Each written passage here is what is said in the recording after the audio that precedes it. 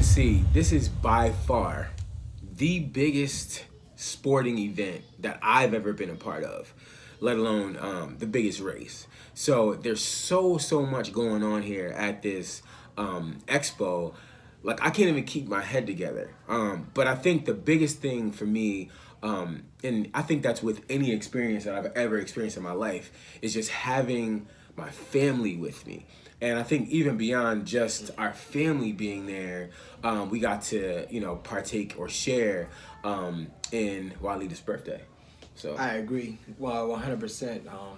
I think about even the scripture that talks about, like, one will chase 1,000 and two will put 10,000 to flight. And so out of all of the things that we have done, this is by far the most monumental. You think about the 100-mile bike ride. You think about Tour of Litchfield Hills, 8,000 feet of elevation. It's crazy. On a bike in one day. This still pales in comparison to the New York Marathon. And then again, the love of my life, Walida White, her birthday was the day before. So it's just an awesome experience getting to eat at Wolfgang Puck's restaurant, go and chill, spend the night under the lights in New York City. And that sort of helped as well with, like, the jitters. You know what I'm saying? It took my mind a little bit off of, like, what was going to happen the next day. And it was just an awesome experience. Happy birthday.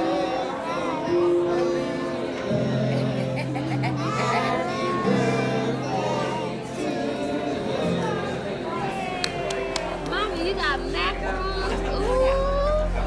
Yeah, one. Thank you.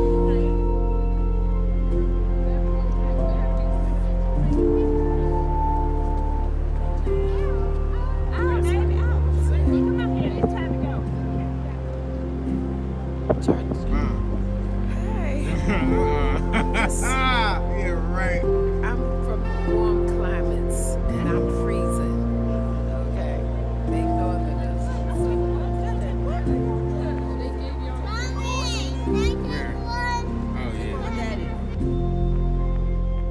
So, it's the morning before the big day, and thought we'd get out, stretch our legs a little bit. Not gonna really do too much running. Actually, trying to go meet Toby and the rest of the Shoot for Africa crew, because that's what this is really about. Shoot for Africa.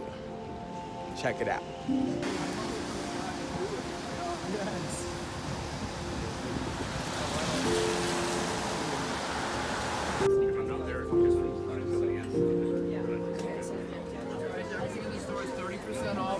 otherwise marked that would be cheaper. All of this is $20.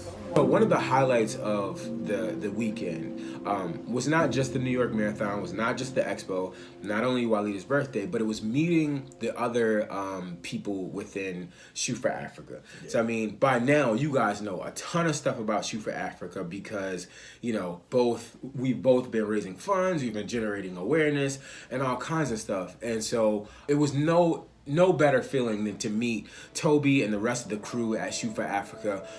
So many thanks to you guys. I'll just pause and say many thanks to you guys just for encouraging us, but not only that, but giving of your own funds to a cause basically greater than all of us, because there are a lot of people in need and there are a lot of people who benefit from what you've given. So we both were able to reach our goal and exceed the goal, which is amazing, and it really did something for me seeing them the day before the race, right? Because I was a mess all week. I mean, it wasn't even just the night before, but the entire week I was kind of jittery, just a little off, even at work, and just kind of off my square. So it really helped, to see them the day before, to have the dinner, you know what I mean, to kind of settle things down. But really, I mean, it was tough for me to go to sleep, which you need a lot of, when running anything or doing anything really overly strenuous. So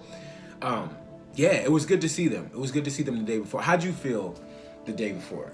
Or the days leading up to? The crazy thing was, I can remember we had a Saturday game at my school, and I'm on the way to the game, and I said, you know what, let me just check and see where I am, because I knew we only had a week until, we needed to be in New York, and I had not yet reached my goal.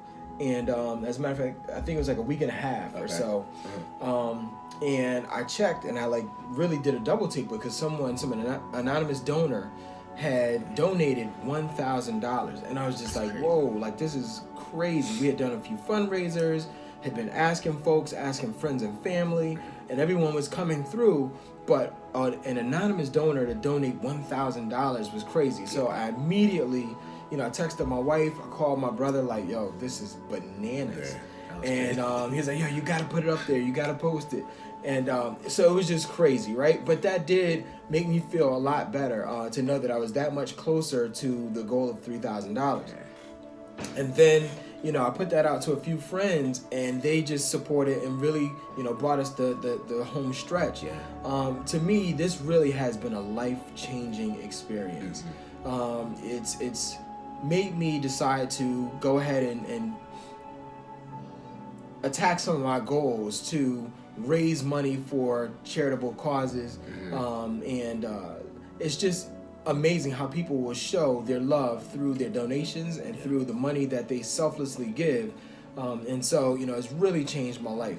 And then getting up to the race, it was crazy. The night before the race, I really tried as best I could to block it out, and I think we did a pretty good job of blocking it out, because you did a good job. I didn't do it. Preparation, man. What I did was I wrote down every single thing that I knew I was going to need the next day in my notebook, and that way the next day I really didn't have to think waking up. We went to dinner. After we came back from the dinner, came to the hotel. I think I took a shower or whatever. Got ready and wrote down everything I needed in my book, so that when I woke up in the morning time, I was just ready. All I had to do was just check off my checklist and make sure we had everything, and that made me feel a little bit more at ease. Of course, preparation always makes you feel more at ease. So that was my method before the madness began on November 4th. Madness.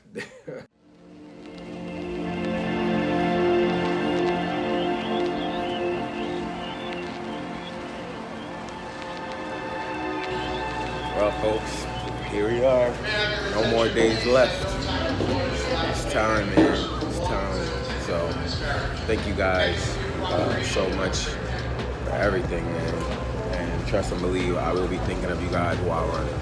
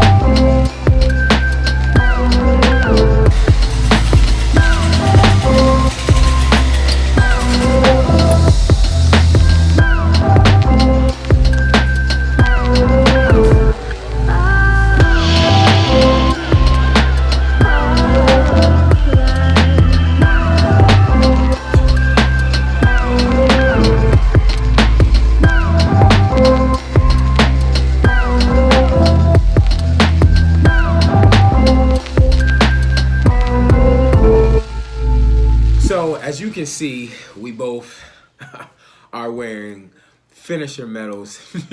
Yeah, that's gross. But like I told you guys, like the video before this, I said the next time you see me, I will be a New York Marathon finisher. And I think these medals basically prove that we did what it takes. We followed the training and we ran the race and we finished it. But before I let you go, definitely not off the hook that easy. Before I let you go, we need to go through 10 things. And not even to say, hey, what we would have done differently, because that'll be mixed in there, but 10 things that we walked away thinking about. You know what I mean? So that may include things that we would have done differently. Things that you should know about the New York City Marathon specifically. And just things that you should keep in mind throughout your day-to-day. So here we go. Number 1, bring the cardboard. Bring the cardboard. It's funny because I was watching a video in preparation from a guy. It's like Dirty Socks something. Dirty old sneakers? Maybe Dirty Sneakers. All right? Yeah. At any rate, he said bring some cardboard because when you get to like Racers Village or whatever, you're going to want to sit down. And sometimes it's going to be like muddy, it's going to be wet. And so I got some cardboard, brought it with us, left it right in the hotel. So I'm thinking, oh, it's okay. We're going to be all right. I get to the races, it's just muck and dirt and everything, like everywhere. So I was like, oh, man. So we had to pull the old back to back. Back to back. Back to back. And leaned on each other.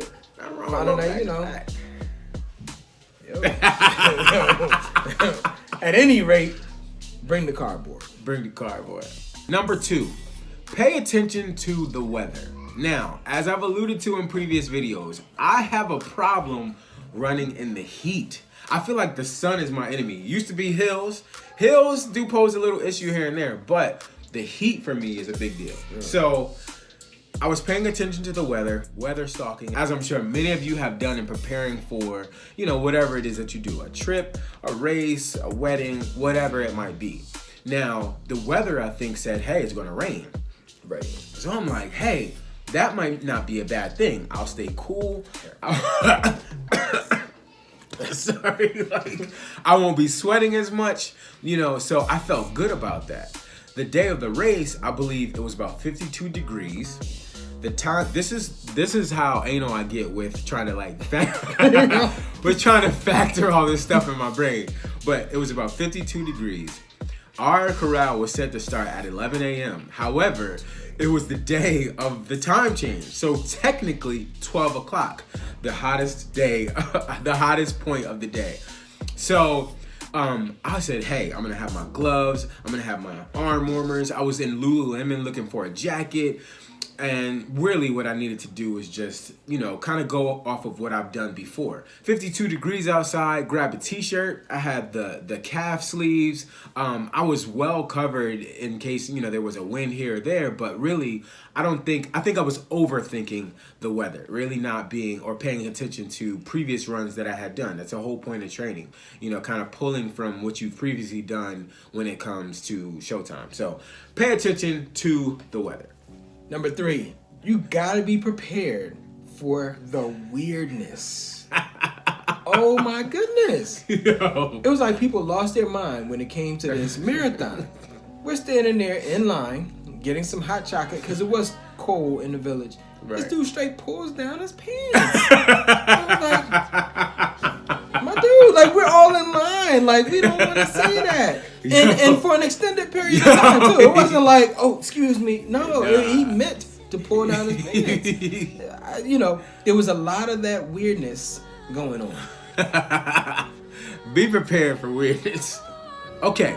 One of the things that, we previously talked about with outlining the plan for the race was just a lot of runs. I'm always mentioning the mileage for the day and whatnot, but I think what I missed and this kind of falls under the category of something I would do differently, and that is just making sure that on those flex days, you strength train. You really have to be prepared at some point to I guess just dig deep and almost like kind of slug it out, I guess, Yeah. with the miles. And so you're gonna need to be strong, running uphill, running downhill, core strength. All of that stuff is gonna play a part, because I think what the marathon distance does is it exposes you, right? Because you can get through a 5K.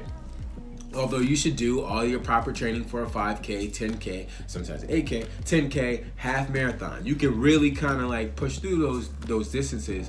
But when you get to the end of a marathon, it's like everything that you've not worked on, everything that you've not really paid as much attention to as you should, kind of comes right to the surface. And so I would say strength training is definitely a must. I know it sounds kind of like something we should already know, but it's important.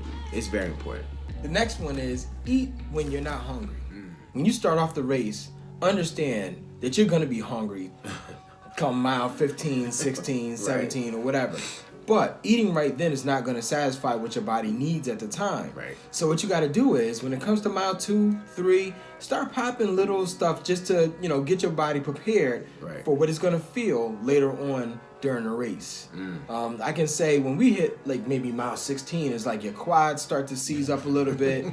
You're really, really hungry. Yep. And if you don't feed yourself early on, or even the night before, make sure you carb load, which is one thing I don't think we really did. We went to the fancy restaurant for Walid's birthday and didn't really get in the amount of pasta that we should have. Right. But get that pasta in early, and then during the race, make sure whatever you trained with, use that. Don't start with anything new. They're gonna have a ton of stuff out there that they want you to try. Make sure that you eat what you eat during your training, but eat a lot of it and eat it early on. Number 6, trust your training. Now, I know everybody says this all the time. Trust your training, man. You be all right. You go through whatever. But I think what this meant for me was, like, trust your training. You cannot be intimidated by the event itself. And I think that's kind of what happened for me. So earlier on in the race, the first mile is an uphill mile up the Verrazano Bridge, right? And of course, I knew that would be a little bit slower than maybe the average pace, mile pace that I was used to running, because it's uphill for a mile. It's like, okay. But as I begin to run downhill, I'm like, man, like, let me take it slow, because I just don't know what the next, 25 miles has, whatever. And so as we begin to run through the miles, JJ, you're like, hey, oh, there goes another pacer. Let's get him. You know what I mean? Which you also need to have that let's kill it mindset. You know what I mean? Because it's like you're there to conquer, what it is that you've been training for. You know what I mean? I said in a previous post, I said have respect for those things, so that you can prepare enough to conquer it. And that's what we did. We ran a lot of miles to prepare. And so really the mindset should have been, I prepared, I've done what I'm supposed to do, so now it's time for me to conquer this thing. And I think for me it was like, oh, I'm not really worried about the pacer. I'm gonna just chill. And, halfway through the race, I'm looking at my watch and I'm like, man, like I've never run this slow before. You know what I mean? And so you really got to trust yourself to know that, like whatever pace you ran your 20 miler at, you can do it again. Right. And then, kind of suffer through your last 6 miles or whatever. Yeah. But you really have to trust yourself to repeat what you've already done. Next one, you do not need music for the New York Marathon. Nah. I bought my headphones and tried to listen to music a couple of times, but with the screaming and the music that they already have prepared, there's no way you're even going to hear yourself. Nah. It's just constantly go, go, go. There is a section where I believe it's like an older Jewish or traditional area in New York that you do run through, and it's a little bit quieter because, everyone's sort of like walking. There are no bands or anything like that. But when you come through that like short stint, it really is like someone just turned up the volume. There are live choirs like screaming at you. There are, just people who you don't know who will read your shirt and call your name out, shoot for Africa, or shoot for Africa, or shout for Africa. Or South Africa. Yeah, South Africa. They were saying so many things, right? But they're just yelling at you, and you really can't like focus on what's in your ear. Yeah. You got to just keep going. And for me, that was difficult because I used my music to sort of pace myself during my training runs. But there was no way I was listening to whatever it was. And 9 times out of the 10, the music is so like upbeat and fast and energizing, is going to cause you to try to run faster than you normally would. So you're not gonna need any music. I wouldn't even bring your headphones. Nah. Honestly, to add to that, I would even say in that section, in that Jewish community where there's that lull, it's almost fascinating to see that this community, out of all the 5 boroughs that we ran through and all the other, parts of town that we ran through, they're so dedicated. I mean, I hate to be so discursive. I learned that word today. Discursive going here. But you're literally in awe of what's going on in this community that, kind of speeds by. So yeah, to your point, no music necessary. None. Number 8, it kind of goes along with number 6 in that, you do need to trust your training, but hill training needs to be included in your plan if you want to beat the New York City Marathon. I would say if it were not for those bridges, perhaps we would have had a much better experience. And honestly, let me take that back. It doesn't get much better than what we experienced, to be honest with you. But hill training is very important for the New York City Marathon. It's funny because after the marathon, I looked at some of the other world major marathons, and New York, I would say, is in the top 3. Yeah. You know what I mean? As far as elevation is concerned. I looked at a lot of people's posts from when they came off that Chicago marathon maybe a month before, and I'm like, man, like these people look to be so happy and cheerful in their expressions after the race. And then when I looked on, the elevation maps, I'm like, oh, okay, it makes sense. Chicago and then New York, as far as elevation, it's not even really comparable. So make sure you get your hill training for the New York City Marathon specifically. So number 9, take one step at a time. There are a lot of folks who are like, out of 70,000 people who entered into the race, only 52,000 finished. Mm-hmm. But the motto that I took from this was finish, and you only need to take one step at a time. Mm-hmm. It's not just a race lesson, it's also a life lesson. Yeah. Like whatever you do, just put one foot in front of the other and you will finish. Yeah. You may not finish with the time that you want. You may not finish with, the accolades or the pomp and circumstance that you want, but the truth of the matter is that you will finish. And I know for us, like that was a major goal for us this first time, not really knowing what to expect. Mm-hmm. We wanted to finish this race, right, and we made sure we did finish this race. Yeah, so one at a time. One at a time. The last point, or the last thing we want to talk about is just the fact that nothing is too big. And I think it's funny that we're talking about this in terms of, or when speaking about the New York City Marathon, because it's one of the biggest marathons in the world, right? The world. Yeah, I was going to say in the country, but in the world. In the world. And so for me, it's just not even about the New York City Marathon, but it's about marathons in general, or about just lofty goals. As overall, nothing is too big. And I think it didn't hit me until I saw all the people, right? Because we're running down certain streets where it's like, a straightaway, like that First Ave, where you can see out and it's like, wow, I'm running with all of these people. Nothing is too big. I belong here. I've done all the work I need to do. I've put the time in. I've put the miles in. I've had my highs. I've had my lows. Whatever it is, it's like, hey, like nothing. This is not too big for me. Right. And so I think also where it became really clear is when we were at the Marathon Expo. Yes. And we're talking to the Abbott World Marathon representative. Yes. And he's just like, hey, like, what are you guys' plans? And I'm like, hey, we want to run all of them. Like, we want a 6-star finisher medal too. And by the way, that is the plan. So that's one off the list. So we got 5 more to go. Anyway, I digress once again.